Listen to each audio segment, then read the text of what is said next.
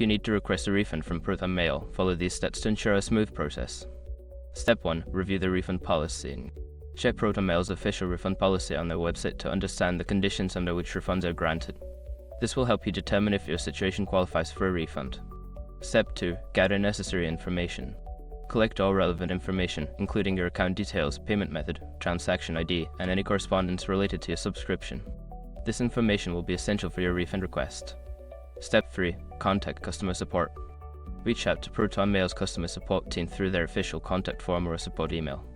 Clearly state your request for a refund and provide the necessary information you gathered in the previous step. Step 4. Follow up. If you do not receive a response within a few days, follow up with customer support. Be polite and reiterate your requests, including any previous correspondence, to ensure they have all the context. Step 5. Monitor your account. Keep an eye on your account and payment method for the refund. It may take a few days for the transaction to process, so be patient and check back regularly. In conclusion, by following these steps, you can effectively navigate the refund process with ProtonMail. Make sure to stay organized and communicate clearly with their support team.